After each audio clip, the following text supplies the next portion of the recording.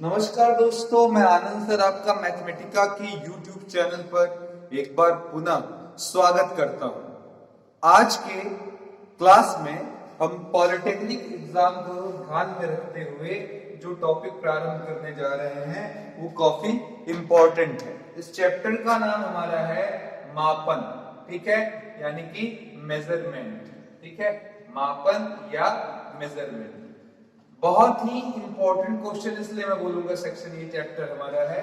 अगर किताबों के हिसाब से आप पढ़ेंगे, किसी भी मार्केट बुक के हिसाब से पढ़ेंगे तो आप पाएंगे ये आपका चैप्टर नंबर 1 है। और ये इसलिए भी इंपॉर्टेंट है क्योंकि इस चैप्टर को हम 2-3 खंडों में बांट सकते हैं। एक सेक्शन मापन, दूसरा हम कोटिमान तथा अल्पतमांक, और तीसरा हम कुछ छोटे यंत्र जैसे कि हमारा वर्नियर कैलिपर और स्क्रू गेज।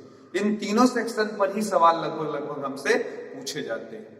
तो अगर स्कोर के हिसाब से देखा जाए तो ये चैप्टर काफी इंपॉर्टेंट हो जाता है। चलिए प्रारंभ करते हैं इस मापन का, और सबसे पहले ध्यान देते हैं क्या है। हम अगर बात करें भौतिक की, तो भौतिक राशियां होती हैं जिनको लेकर हम पढ़ाई अपनी करते हैं, ठीक है, यानी कि क्वांटिटीज, फिजिकल क्वांटिटीज होती हैं हमारे पास जिनको लेकर हम फिजिक्स की पढ़ाई करते हैं। इन क्वांटिटीज को हम इनकी खासियत को देखते हुए 2 कैटेगरी में बांट सकते हैं। पहली कैटेगरी हमारी मूल राशियां, ठीक है, मूल राशियां। अब ये मूल राशियां क्या है? ऐसी राशियां जो किसी अन्य राशियों से पैदा ना हो, बल्कि इनकी सहायता से अन्य राशियों को पैदा किया जा सके, ठीक है। ऐसी राशियां क्या कहलाती? मूल राशियां। जैसे लंबाई है, लंबाई को हम कहीं और से पैदा नहीं कर सकते, ठीक है। इसी तरीके से द्रव्यमान है, वेट है, उसका कोई यूज नहीं, मतलब उसको हम कहीं और से नहीं ला सकते, ठीक है। इसी तरीके से हमारा ताप है, ठीक है, वो हो गया। ये ऐसे उदाहरण है जो सेल्फ डिपेंडेंट है, मतलब इन्हें किसी अन्य की कोई आवश्यकता नहीं। लंबाई को रिप्रेजेंट करने के लिए क्या चाहिए? तो जवाब है लंबाई। द्रव्यमान को रिप्रेजेंट करने के लिए क्या चाहिए? द्रव्यमान। अगर ताप की बात करें तो जवाब होगा केवल ताप ही। लेकिन अगर मैं दूसरे प्रकार की राशियों की बात करूं जिन्हें हम व्युत्पन्न राशियां बोलते हैं, तो वहां पर इसका सेंस होता है वो राशियां जो इन्हीं मूल राशियों के सहायता से प्राप्त की जाती हैं। इन पर कुछ घात लगाकर, एक बार यूज कर किसी अन्य राशि का 2 बार यूज कर, उनको मिला जुला कर जो राशियां मिल जाएंगी वो व्युत्पन्न राशि है। बचपन से पढ़ते हुए आ रहे हैं, ठीक है। इसे हम लोग अंग्रेजी में अगर कोई जानना चाहे नाम इसका, तो ऊपर वाले को हम फंडामेंटल क्वांटिटीज बोलते हैं, ठीक है, और इसको डिराइव, यानी कि इसको हम लोग फंडामेंटल क्वांटिटीज, ठीक है, और इसको हम लोग क्या कह सकते हैं? डिराइव्ड, यानी कि उन्हीं से निकाली, ठीक है। अब चलिए जरा मैं बात करूं सिंपल एग्जांपल लेकर। बिल्कुल अगर आपसे मैं पूछूं कि सर आयत का क्षेत्रफल क्या होता है, तो आप आराम से बताएंगे, यानी कि एरिया ऑफ रेक्टेंगल क्या होता है? लंबाई गुणे चौड़ाई। अब अगर आप यहाँ ध्यान दें तो चौड़ाई भी तो एक लंबाई का ही मात्रक है, ठीक है। तो 2 बार लंबाई मिल जाए दाएं बाएं से, ऐसे समझिए, तो आपका क्या बन जाएगा? क्षेत्रफल बन जाएगा। इसी प्रकार से अगर मैं आपसे बात करूं द्रव्यमान का, या द्रव्यमान ना करूं और छोटी सी बात कर लूं चाल का, तो चाल बराबर क्या हो जाता है हमारा? दूरी बटा समय। अब दूरी और समय, यहां देखिएगा समय भी मैं यहां पर रख सकता हूं मूल राशि के नाम पर, ठीक है। दूरी बटा क्या? समय। दूरी क्या हो जाएगा? लंबाई जैसा। समय क्या हो जाएगा? ताप। समय कैसा हो जाएगा? समय जैसा, ठीक है। यानी कि यहाँ 2 मूल राशियों की एक साथ हमको आवश्यकता पड़ी, एक बार लंबाई, एक बार समय, ठीक है। यहाँ 2 बार लंबाई, एक बार यहाँ एक बार यहाँ। तो लंबाई कितनी बार है अगर मैं बोलूं तो यहाँ लंबाई का उपयोग 2 बार, यहाँ लंबाई का उपयोग 1 बार, समय का उपयोग 1 बार। तो यहाँ 2 मूल राशियां मिलकर एक व्युत्पन्न राशि ला दी। अगर मैं आयतन बोल दूं तो देखिएगा अभी आप बोलेंगे लंबाई गुणे चौड़ाई गुणे ऊंचाई, अगर बात हो रही हो घन या घनाभ, ठीक है। तो यहाँ देखिए ये भी तो लंबाई है, ये भी तो लंबाई है, ये भी तो लंबाई है। लंबाई का उपयोग हम कितनी बार कर रहे हैं? तो कहेंगे सर की 3 बार। तो ये हुआ हमारी व्युत्पन्न राशि, यानी कि अगर हम मूल राशियों की सहायता से कुछ अन्य राशियों को पैदा कर लें तो वो हमारी राशि क्या कहलाती है? व्युत्पन्न राशि कहलाती है। बाद में जाकर इसमें एक तीसरी भी राशि जोड़ दी गई ठीक है, थर्ड राशि जिसे कहा गया पूरक राशियां। ठीक है, ये पूरक राशियां ऐसी थी जिनको ना हम ऊपर वाले में ना नीचे वाले में रख सकते थे बहुत ज्यादा। ठीक है, तो इसमें क्या क्या था और इनका एकदम से अलग यूज भी है, इनका एक अलग ही क्षेत्र है। जैसे कोण की बात करूं तो त्रिकोणमिति आ जाती है हमारी। ठीक है, वैसे ही समझिएगा। तो एक थीटा था, ठीक है, जिसे हम कोण कहते थे, और दूसरा हमारा ओमेगा डब्ल्यू से हम दर्शाते हैं, जिसे हम घन कोण कहते थे। अभी इसके बारे में अभी थोड़ी देर बाद और बात होगी। अभी फिलहाल आप पूरक राशियों में दो चीजें याद कर लें, कोण और घन कोण। ठीक है, अब इस पर आ रहे हैं हम लोग। जस्ट अभी पद्धतियां जब पढ़ेंगे हम तो वहां पर इसको और क्लेरिफाई करेंगे। तो उम्मीद करते हैं ये टॉपिक आपके समझ में आ गई है। ठीक है, अब चलिए जरा किसी भी चीज को मापने के लिए हमारे पास क्या क्या सिस्टम है, क्या क्या पद्धतियां हैं, इस पर हम थोड़ी चर्चा करेंगे। ठीक है, तो कौन कौन सी पद्धतियां हमारे पास है किसी भी चीज को मेजर करने के लिए, अब हम उस पर बातचीत करने चल रहे हैं। तो सिस्टम ऑफ यूनिट यानी कि हम कह सकते हैं पद्धतियां। ठीक है, पद्धतियां ये हमें समझनी है। किसी भी चीज को मेजर करने के लिए हमारे पास जो सिस्टम है वो तीन टाइप के सिस्टम है जो हम लोग जनरली यूज करते हैं। पहला हमारे पास है सीजीएस। ठीक है, सीजीएस पद्धति। ठीक है, इसको हम क्या बोलते हैं, सीजीएस पद्धति। हमारी ये पहली पद्धति हो गई। ठीक है, तो अब अगर हम सीजीएस पद्धति पूछे क्या है, तो देखिएगा मूल राशियों में बेसिकली ज्यादातर हम तीन चीजों का यूज करते हैं। ध्यान दीजिएगा, लंबाई, ठीक है, और क्या यूज करते हैं, ठीक है, तो जवाब है द्रव्यमान। ठीक है, और तीसरा क्या है हमारा, समय। ये हमारे तीन कॉमन चीजें हैं जो हर बार ज्यादातर हमारे यूज में मैक्सिमम टाइम आती है।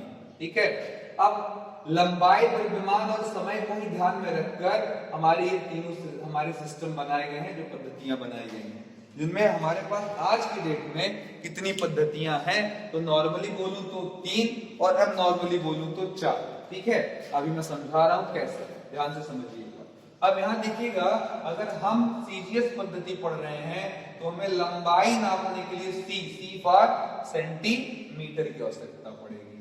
अगर हम द्रव्यमान नापेंगे, ठीक है, यानी कि मास नापेंगे, तो वहां पर हमें ग्राम की जरूरत पड़ेगी। और जब हम समय नापेंगे, ठीक है, तो उस समय हमें किसकी जरूरत पड़ेगी, सेकंड की आवश्यकता पड़ेगी। तो ये हमारा क्या सिस्टम कहलाता है, सीजीएस सिस्टम हमारा कहलाता है। ठीक है, अब इस पद्धति का एक और नाम है, कभी कभी कुछ अच्छे ऑब्जेक्टिव एग्जाम से एसएससी वगैरह में पूछ लेता है कि गासियन पद्धति क्या है। ठीक है, गासीय पद्धति क्या है, तो जवाब है सर गासीय पद्धति। अगर पूछा गया तो जवाब है इसी सीजीएस का दूसरा हुआ बिगड़ा हुआ नाम है, जिसे हम लोग गासीय पद्धति कह सकते हैं। ठीक है, तो वह पद्धति जिसमें लंबाई को सेंटीमीटर को, द्रव्यमान को ग्राम में, समय को सेकंड में मापा जाए, वह हमारी कौन सी पद्धति कहलाती है, सीजीएस प्रणाली कहलाती है। चलिए ठीक है, आगे बढ़ते हैं, अगले सिस्टम की तरफ चलते हैं।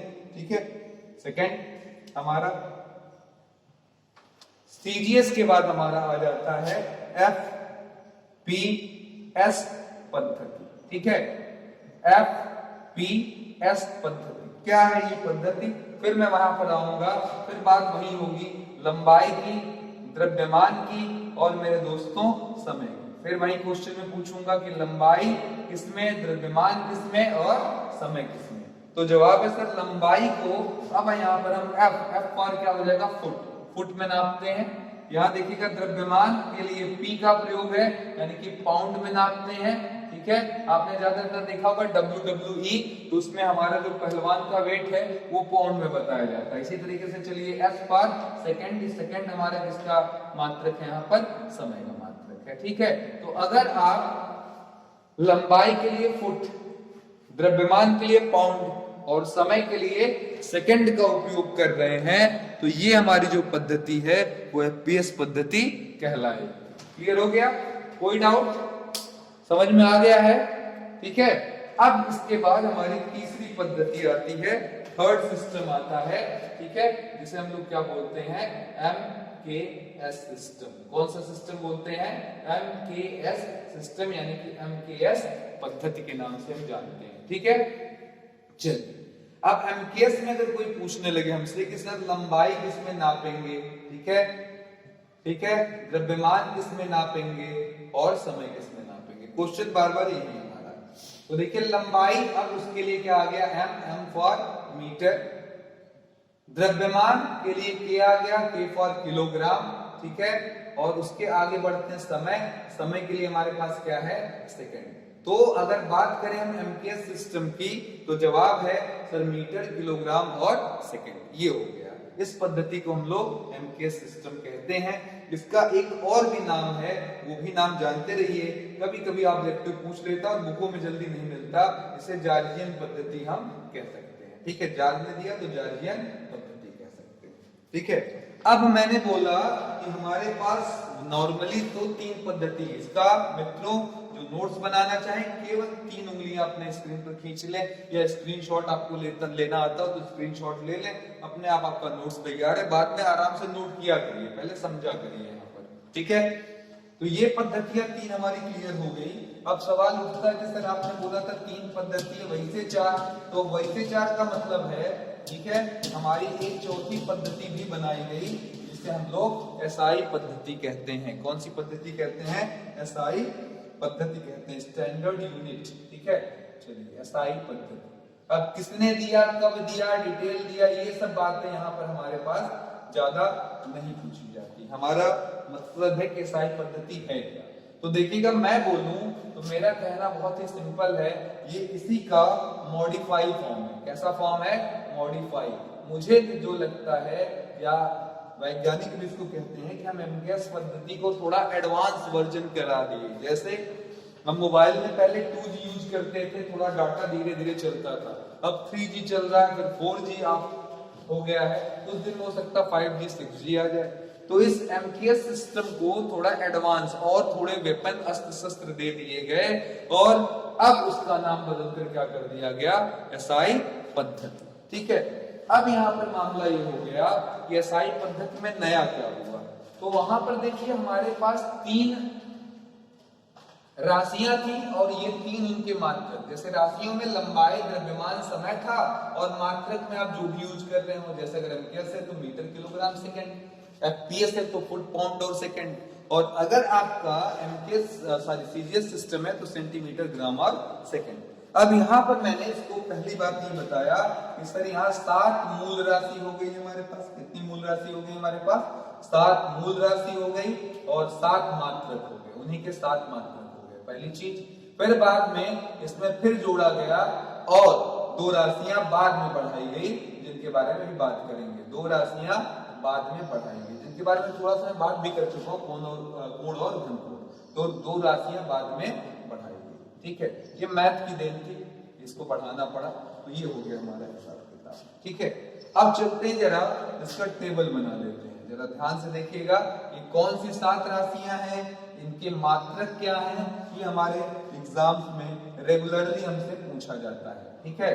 तो चलिए शुरुआत करते हैं। इधर हमारे पास होंगी राशियां, ठीक है, और उधर होंगे उनके मात्रक, ठीक है, उनको नापने का तरीका। तो क्या क्या है, सबसे पहले देखिए जो जानते हैं वो शुरू करिए। सबसे पहले हमारे पास क्या है, गलती हो गई, थोड़ा सा करेक्शन कर ले यहाँ। सबसे पहले हमारे कौन सी राशि है, पहली राशि कौन सी है हमारी, तो जवाब है सर हमारी पहली राशि है लंबाई, ठीक है। लंबाई को हम किस में नापते हैं, तो जवाब है सर मीटर में, चलेगा। दूसरा हमारा कौन सा है, द्रव्यमान। मैंने बोला एमकेएस सिस्टम ही है, तो 3 में तो कोई संदेह ही नहीं है। वहां एमकेएस में द्रव्यमान को किस में नापते हैं, किलोग्राम में, ठीक है। नॉर्मली हम मीटर को किससे दर्शा देते हैं, एम से, यहाँ हम, और किलोग्राम को किससे दर्शा देते हैं, केजी से। चलिए तीसरा समय है, समय हमारा किस में आता है, सेकंड में आता है, ठीक है। इसे किससे दर्शा देते हैं, एसई से, ठीक है। चौथा मात्रक हमारा विद्युत है, जो कि हमारे घरों में यूज होती है, विद्युत धारा, करंट, ठीक है, आई, ठीक है। इसे किसमें नाप लेते हैं, एम्पियर में, ठीक है। किसमें नाप लेते हैं, एम्पियर में। एएमपी भी लिख सकते हैं, यहाँ पर कोई प्रॉब्लम नहीं है, ठीक है। पांचवा हमारा आ गया ताप। ताप के लिए देखिए झटके में लड़के गलती कर देते हैं, वहां पर डिग्री सेंटीग्रेड लिख देते हैं। यहाँ थोड़ा जागरूक बने रहिएगा, इसका मात्रक केल्विन या कैसे दर्शाया जाता है, ठीक है। छठवां हमारा आ गया ज्योति तीव्रता, यानी कि जैसे आपका बल्ब है, या आपका ट्यूबलाइट है, या फिर आपका कैंडल यानी कि मोमबत्ती है, उसमें कितनी तीव्रता है, इसको नापने का मात्रक कैंडेला, क्या बोलते हैं, कैंडेला, C.D। और एक सातवीं भी हमारे पास मौजूद है राशि। वो राशि क्या है हमारे पास, ध्यान से देखिएगा, क्योंकि बहुत लोग सोचते हैं कि सर द्रव्यमान तो हम नापने के लिए पहले ही जान रहे थे किलोग्राम, तो इस सातवीं की क्या जरूरत है। तो आइए देखते हैं सातवीं की क्या जरूरत है। ये सातवीं राशि हमारी है पदार्थ की मात्रा। क्या है, पदार्थ की मात्रा, जिसको हम किसमें नापते हैं, मोल में। अब इन दोनों में अंतर समझ लेना बड़ा जरूरी है। किलोग्राम एक बड़ी राशि है, ध्यान दीजिएगा, एक बड़ी राशि, बहुत ही सिंपल बातें मैं कर रहा हूँ, ज्यादा मैं फालतू बातें नहीं करूंगी। बड़ी राशि, जैसे आप सब्जी खरीदने गए, 1 किलो, आधा किलो, 1 पाव, ऐसा कुछ। पर क्या यूरेनियम भी आप किलोग्राम में खरीदेंगे या ग्राम में, किलोग्राम में बम बनाएंगे? तो जवाब है नहीं, वहां मात्राएं बड़ी कम दी जाएंगी। तो केमिस्ट्री में हम चीजों को जब नापते हैं तो बहुत ही छोटे तराजू से नापते हैं, इसलिए वहां पर हम जो नापने का तरीका यूज करते हैं वो हमारा क्या कहलाता है, मोल कहलाता है। तो उम्मीद करते हैं ये बात समझ में आ गई हो। नापने का तरीका क्या है, क्लियर है? तो वहां बड़े मात्रा को, बड़े राशियों के लिए, यहाँ छोटे राशियों के लिए। आपने कहा सर ये भी 2 राशियां और हैं, तो जवाब इसके बारे में थोड़ी सी बातें मैंने पहले भी कर ली है। वो क्या है हमारे पास, तो वो 2 राशियां जो आप यहाँ पर पढ़ रहे हैं, इसके बारे में अभी मैं थोड़ी देर बाद पहले बोल चुका हूँ। इन्हें हम लोग क्या बोलते हैं, पूरक राशियां बोलते हैं। क्या बोलते हैं, पूरक। यानी कि इसके मिल जाने के बाद हमारा एसआई सिस्टम जो है वो कंप्लीट हो जाता है, 100% ओके हो जाता है।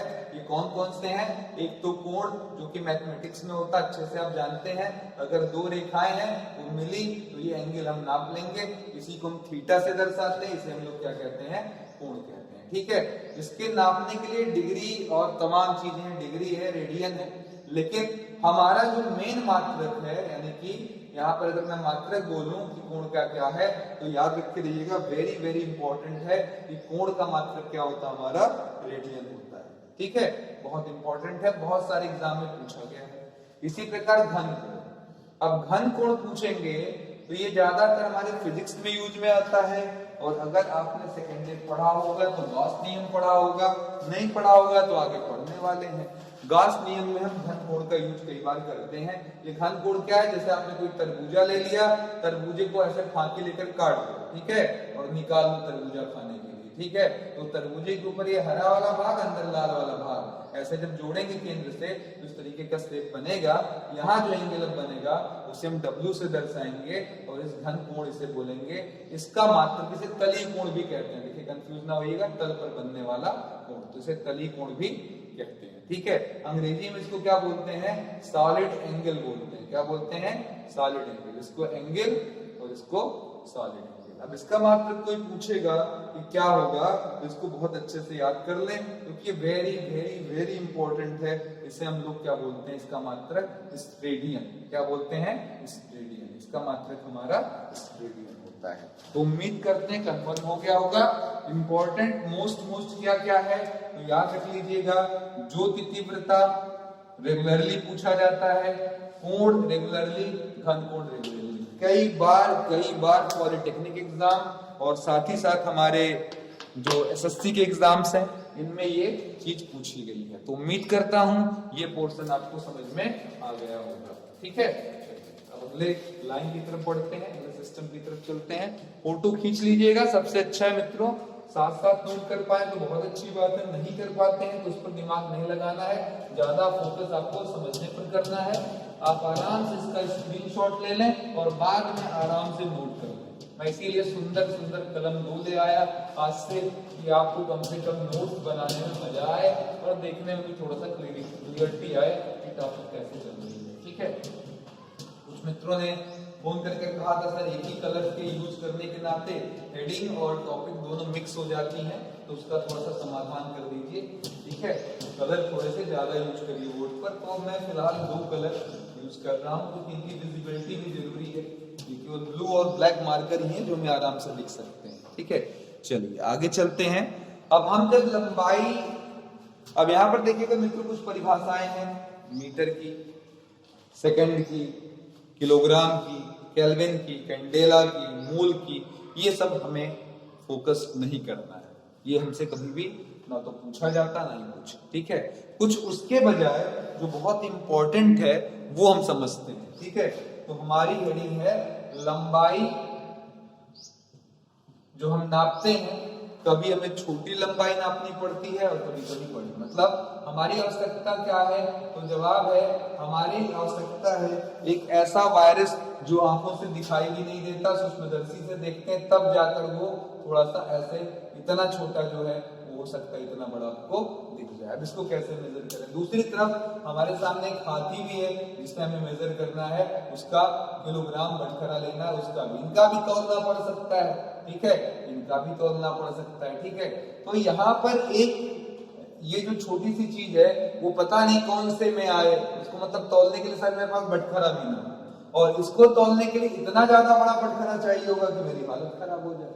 तो दोनों ही तरीके की समस्याएं। ऐसे दूरी की बात करूं तो मैं यहाँ पर हूं, ठीक है, मैं यहाँ पर मार्कर रख दूं, कह दूं मुझसे मार्कर की दूरी, मैं पूछ सकता हूं मुझसे बोर्ड की दूरी, और ये भी पूछ सकता हूं मुझसे सूर्य की दूरी। तो समझ में आ रहा है, इतनी छोटी राशि से उतनी बड़ी बहुत लंबी रेंज है जो हमें जरूरत पड़ेगी।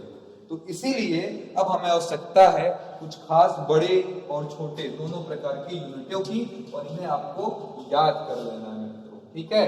तो चलिए सबसे पहले हम आते हैं एंगस्ट्रॉम, ठीक है। एक एक मैं बोलता रहूंगा, ध्यान देते रहिएगा, टॉपिक पूरी समझ में आपको आती रहेगी, ठीक है। तो सबसे पहले है एक एंगस्ट्रॉम। एक बार आप जानते हैं अच्छी बात, लेकिन एक बार देखते रहेंगे तो अगर याद नहीं भी होगा तो सुनने से बार बार याद हो जाता है, उससे ज्यादा यूज करने से हो जाता है। तो एंगस्ट्रॉम हमारा होता है 10 के पावर माइनस 10 मीटर। दूसरा होता है पीकोमीटर। क्या होता है? पीकोमीटर। अगर पीकोमीटर दिया हो, इसे मीटर में बदलना हो, ठीक है, 1 pm ऐसे भी लिख सकते हैं, ठीक है, पिकोमीटर, तो 10 के पावर माइनस 12 मीटर। कभी कभी हमारा नैनोमीटर। अब देखिएगा यहाँ पर दिमाग लगाइएगा, अभी मैं यहीं से थोड़ा सा टाइम में भी कन्वर्ट कर दूंगा तो आप समझ जाएंगे। यहाँ देखिएगा नैनोमीटर 10 के पावर माइनस 9 मीटर। यहाँ से कॉन्सेप्ट पकड़ना है, पीको का मतलब 10 के पावर माइनस 12, नैनो का मतलब 10 के पावर माइनस 9। क्योंकि अगर मैंने ही बोला एक पीको सेकेंड, ठीक है, तो इसका मतलब क्या हो जाएगा? तो जवाब होगा सर 10 के पावर माइनस 12 सेकेंड। इसी प्रकार मैंने बोला एक नैनो सेकेंड, तो इसका मतलब हुआ 10 के पावर माइनस 9 सेकेंड। क्लियर हो गया? अब आगे बढ़ते हैं। इसी तरीके से मैंने बोला गीजामीटर, थोड़ा बड़ा ले लूं, गीजामीटर, ठीक है, कर दूं, तो इसका मतलब होता है 1 GM, यानी कि 10 के पावर, अब ये अगर बात करूं गीजा की 10 की पावर 9 मीटर, उसमें माइनस था, ध्यान दीजिएगा, नैनो में माइनस था, गीजा में प्लस है, ठीक है। इसी प्रकार वहां भी सेकंड हो सकता है 1 गीजा सेकंड, ठीक है, तो यहाँ पर 10 की पावर 9 सेकंड बन जाएंगे, ठीक है। अब यहाँ पर जो पॉपुलर चर्चित है माइक्रो है, ठीक है, क्या है? माइक्रोमीटर। ध्यान दीजिएगा क्या बोलते हैं हम इसको? माइक्रोमीटर। माइक्रोमीटर को हम लोग 1 लिखकर ऐसे म्यू का निशान बनाते हैं, इसको पढ़ते हैं माइक्रो। तो एक माइक्रोमीटर में 10 की पावर कितना? माइनस 6। अब ऐसे सेकंड में भी समझ गया हूं, समझ में आ रहा ना? आगे चलते हैं।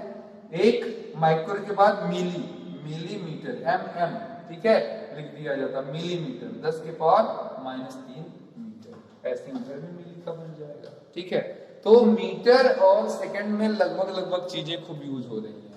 अब एक बड़ी राशि लेना, जैसे मैं सूर्य की दूरी हमको नापनी है, ठीक है, तो क्या करेंगे? तो जवाब है बहुत लंबी दूरी नापने के लिए हम लोग क्या करते हैं?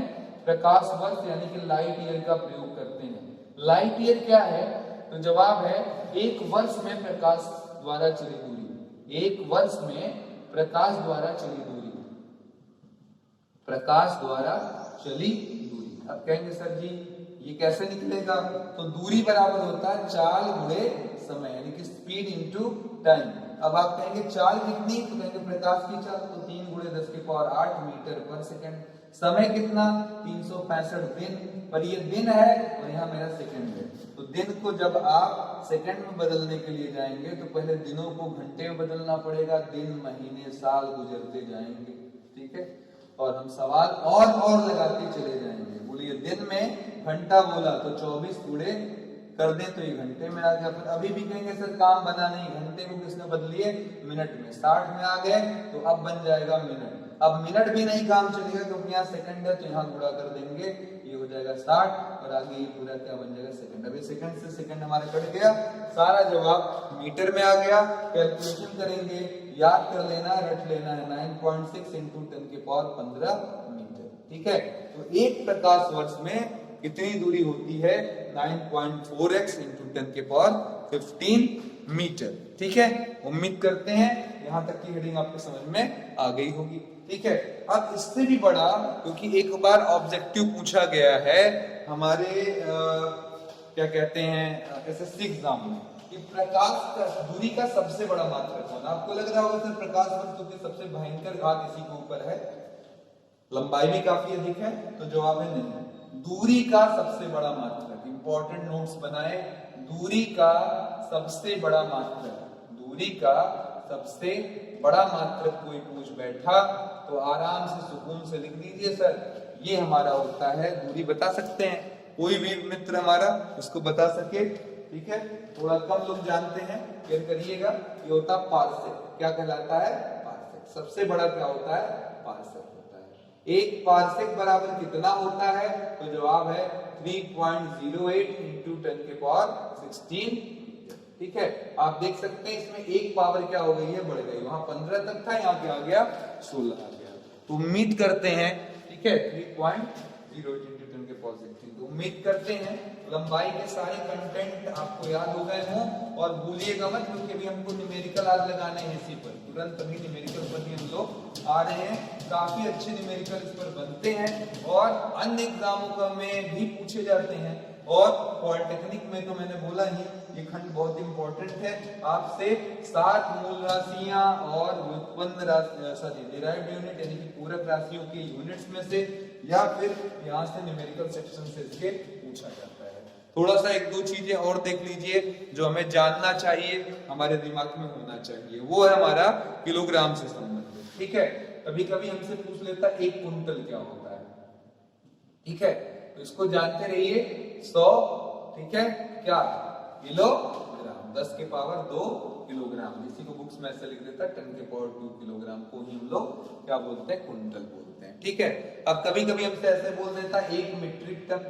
ठीक है, 1 मीट्रिक टन, तो मीट्रिक टन होता है 10 के पावर 3 किलोग्राम, ये हो जाता है। तो ये भी थोड़ा सा इंपॉर्टेंट है हमारे लिए, कई बार हमसे क्वेश्चंस में आ जाता, पुट अप हो जाता है। ठीक है, अब एक चीज है जो हमारे पास बार बार आती है, ठीक है, कैरेट, कभी कभी आपने सुना होगा।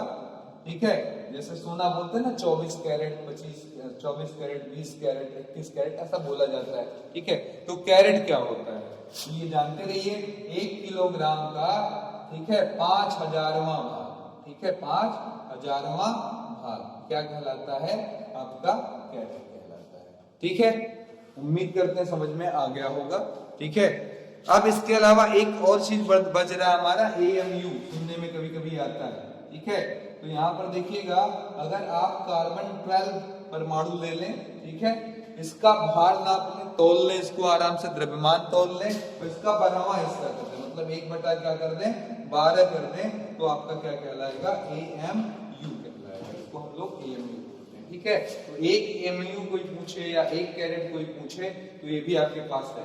तो देखिएगा 1 AMU मतलब कार्बन 12 का द्रव्यमान का 12वां हिस्सा, 1/12 कर दीजिए, गुणा कर दीजिए, उसके द्रव्यमान में आपको AMU मिल जाएगा, कैरेट मिल गया, मीट्रिक टन मिल गया, कुंटल मिल गया। अब यहाँ पर ध्यान दीजिएगा, यूनिट सेम होने पर ही हम काट छाट कर सकते हैं। जैसे ऊपर किसी ने किलोग्राम लिख दिया, नीचे ग्राम, यहाँ काट पीट नहीं होगी, दोनों भी किलोग्राम में चाहिए, इसको भी या तो किलोग्राम में बदलिए, ऊपर वाले को ग्राम में बदलिए। ऐसे ही अगर कोई मीटर लिख दिया, नीचे मिलीमीटर, तो कोई काट छाट नहीं होगी, दोनों को बदलना पड़ेगा एक में। तो ये बात जब समझ में आ जाएगी तो मैं आगे बात करूंगा। जैसे हमसे बहुत सारे ऐसे सवाल पूछ लिए जाते हैं छोटे छोटे कि फला को एंगस्ट्रॉम में बदलो, फला को माइक्रोमीटर में बदलो, या फला में कितने एंगस्ट्रॉम होते हैं। ठीक है, तो यहाँ पर ध्यान दीजिएगा, पहला नोट्स बच्चे समझ नहीं पाते, जरूरी है। जैसे किसी ने एंगस्ट्रॉम में बदलना चाहा तो आप क्या करिए, दिए राशि में जो भी दिया राशि है आपको, उसमें क्या करिए, आप एंगस्ट्रॉम का भाग दे दीजिए। ठीक है, हमने कहा माइक्रो में बदल दो, तो जो भी राशि है उसमें आप क्या करिए, 1 माइक्रो से भाग दे दीजिए, जिसमें बदलना उसी से नीचे क्या करिए, भाग दे दीजिए। अब आगे का काम आपका जो मेन महत्वपूर्ण है वो होगा, दोनों राशियां सेम यूनिट में होनी अगर दोनों किलोग्राम में हो तो दोनों किलोग्राम में, दोनों मीटर में तो दोनों मीटर में ले आना है। दोनों को सेम सेम यूनिट में लाएंगे तो काम चलेगा। जैसे एक बहुत ही पॉपुलर क्वेश्चन है कि जैसे एक माइक्रोमीटर में, एक माइक्रोमीटर में, क्वेश्चन देखिएगा कितना इंपॉर्टेंट है। एक माइक्रोमीटर में, क्वेश्चन को हम थोड़ा सा अलग कलर से लिख लें ताकि आप चीजों को देख सकें अच्छे से। क्वेश्चन ये रहा, एक माइक्रोमीटर में, ठीक है, एक माइक्रोमीटर में कितने एंगस्ट्रॉम होते हैं, कितने एंगस्ट्रॉम होते हैं, ठीक है। कितना सिंपल है, एक माइक्रोमीटर में कितने एंगस्ट्रॉम होते हैं, हमसे क्वेश्चन पूछा गया, ठीक है। तो चलिए जरा हल में आ जाएं। हम कहेंगे सर कोई बड़ा काम नहीं, एक माइक्रोमीटर दिया है ना, हम एंगस्ट्रॉम से क्या करेंगे, भाग दे देंगे।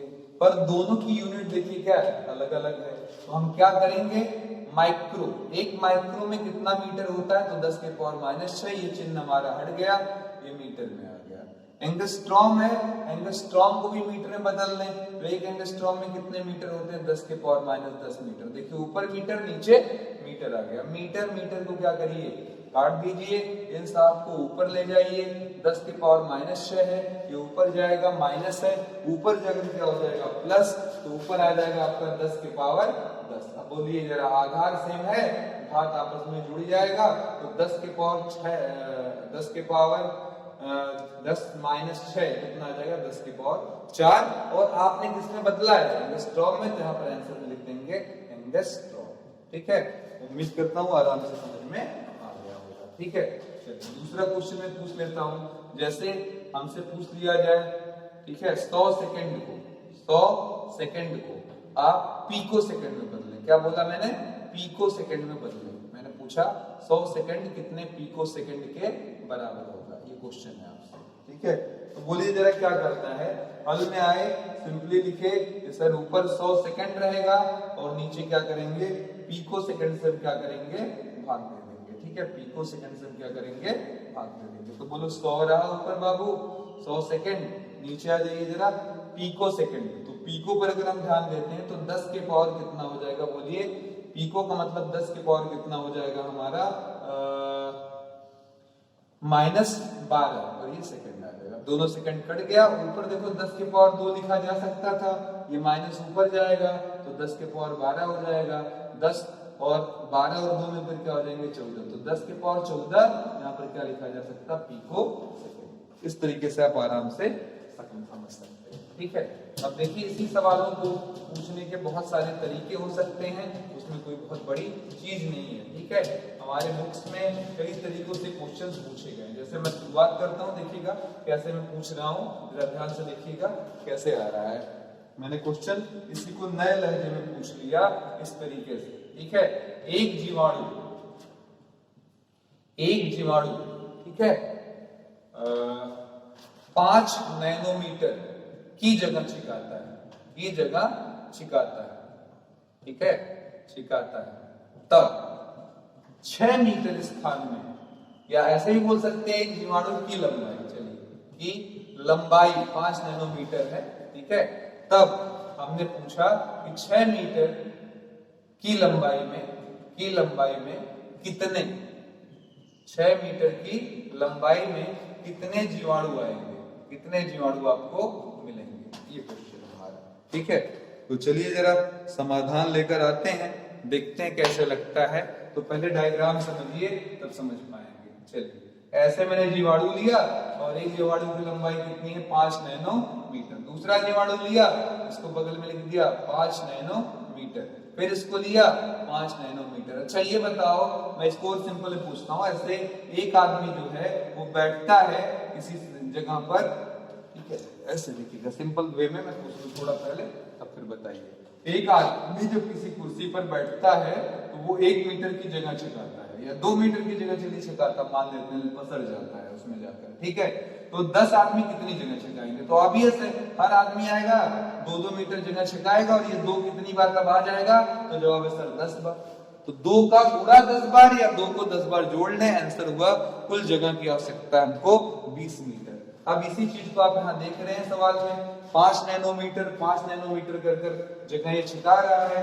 ये कितने होंगे मुझे नहीं मालूम संख्या में, लेकिन जगह तो मेरे पास कुल जोड़ने पर कितना आना चाहिए, 6 मीटर आना चाहिए। तो बोलिए, मुझे संख्या नहीं मालूम था, मैंने मान लिया n जीवाणु, तब बताइए क्या हो जाएगा। वही तो क्वेश्चन है। 5 को 2 बार जोड़ेंगे 5 गुणे 2, 5 को 3 बार जोड़ेंगे 5 गुणे 3, ठीक है। 5 को 3 बार जोड़ेंगे 5 गुणे 3, अगर n बार जोड़ेंगे तो 5 गुणे n आ जाएगा। लेकिन ध्यान दीजिएगा, एक है नैनोमीटर में और ये टोटल अमाउंट कितना आना चाहिए, 6 मीटर। अब ये नैनोमीटर हटाने के दिन आ चुके हैं मित्रों।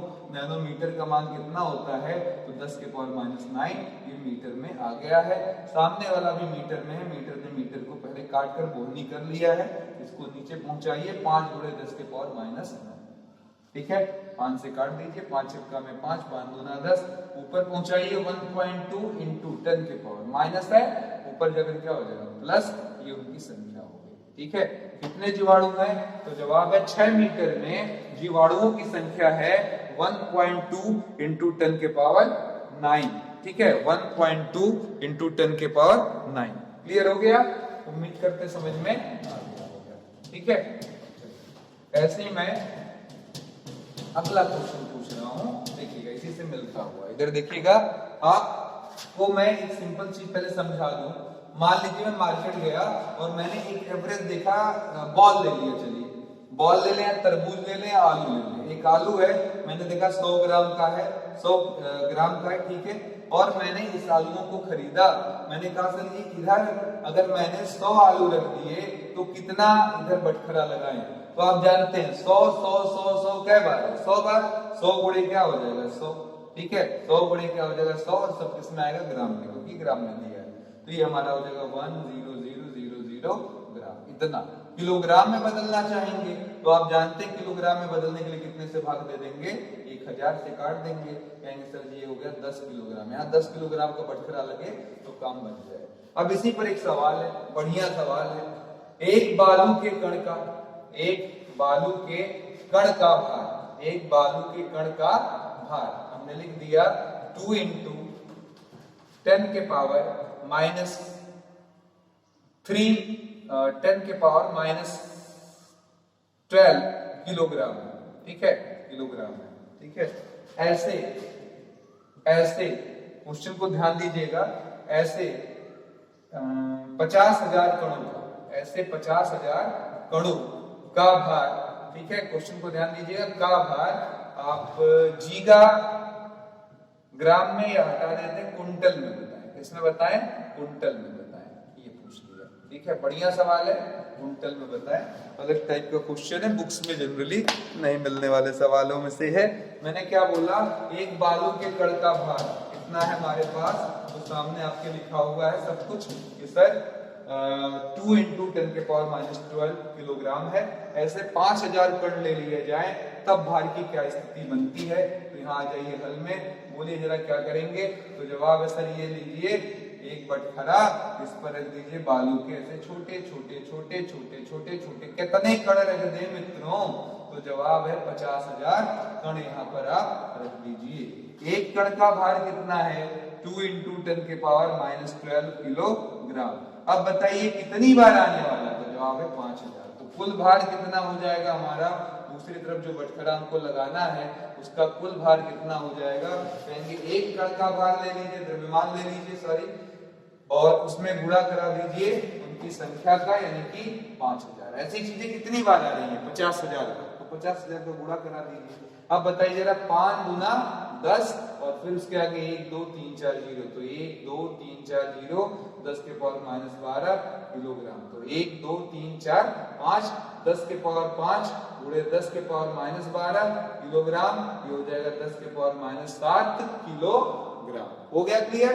अब अभी मुद्दा हमको तसल्ली नहीं है, मुझे आंसर चाहिए क्विंटल में। तो बताइए, अभी भी मैंने सिखाया, आप क्या करेंगे, कुंटल में आंसर चाहिए तो इसमें क्या करिए, कुंटल का भाग दे दीजिए। पर प्रॉब्लम वही पुरानी, ऊपर किलोग्राम है, नीचे क्या है कुंटल, तो कुंटल की जगह भी किलोग्राम आ जाए। तो एक कुंटल में कितने किलोग्राम, 10 के पावर 2 किलोग्राम। ये पूरा कटा, ये ऊपर आ गया, 10 के पावर -7, 10 के पावर -2, आंसर हुआ 10 के पावर -7, और आगे क्या लगा देंगे शब्द आप कुंटल। ये हो गया। उम्मीद करते हैं आपको ये क्वेश्चन समझ में आ गया हो। ठीक है,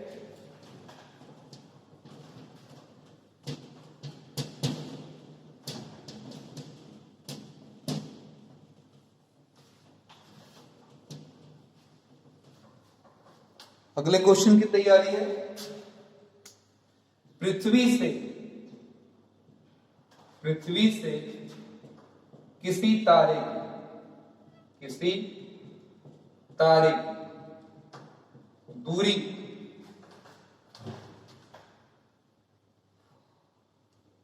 5 प्रकाश वर्ष है, ये पूछा तो वह दूरी ऑप्शन ने पूछ लिया। ठीक है, वह दूरी मीटर में क्या होगी, मीटर में क्या होगी। ठीक है, किलोमीटर कर लें, किलोमीटर में क्या होगी। चलिए आते हैं इधर, देखिएगा उसने दूरी खुद दे दिया है, आप ध्यान दीजिएगा, जरा अंडरलाइन करिए। हमें क्या दिया गया है, 5 प्रकाश वर्ष। ठीक है, ये खुद एक दूरी है, पर ये दूरी हमें किसमें चाहिए, तो जवाब है सर ये दूरी हमको चाहिए किलोमीटर में, तो डिवाइडेड बाय किलोमीटर। अब तो हम बच गए क्योंकि ऊपर प्रकाश वर्ष है और नीचे क्या हमारा किलोमीटर है। तो बोलिएगा जरा, एक प्रकाश वर्ष में अभी आपको बताया गया क्या होता है, 9.46 इंटू 10 के पावर 15 मीटर। ये मीटर है, नीचे क्या है, किलोमीटर है। तो 1 किलोमीटर में कितने मीटर होते हैं मित्रों, 1000 लगा दिया। 5 इंटू 9.46 मीटर हमारा कैंसिल, ये ऊपर गया 10 के पावर 15 के पड़ोसी में आ गया हमारा 1 2 3, 10 पर 3 घात, ऊपर आकर 10 के पावर क्या हो जाएगा, -3। आगे आप आंसर में लिख देंगे सर किलोमीटर। अब इसको सिंपलीफाई मल्टीप्लाई तो आप आराम से कर सकते हैं, दिक्कत हो तो मैं कर देता हूँ भैया। 5 छक्के 30, 5 चौका 20, ठीक है, 20 3 23, 5 9 45, ठीक है, 45 2 47, ठीक है, गुणे 10 के पावर क्या हो जाएगा 12 किलोमीटर। 2 अंक पर दशमलव, पर 2 पर मजा आता नहीं है, आंसर देने का तरीका यहाँ होता है, जब आप इधर घसकाएंगे तो उधर आपकी एक घात बढ़ जाएगी। तो आंसर हुआ 4.73 इंटू 10, चाहे जीरो लगाना लगा लें, के पावर 10 के पावर 13, और ये क्या हो जाएगा किलोमीटर।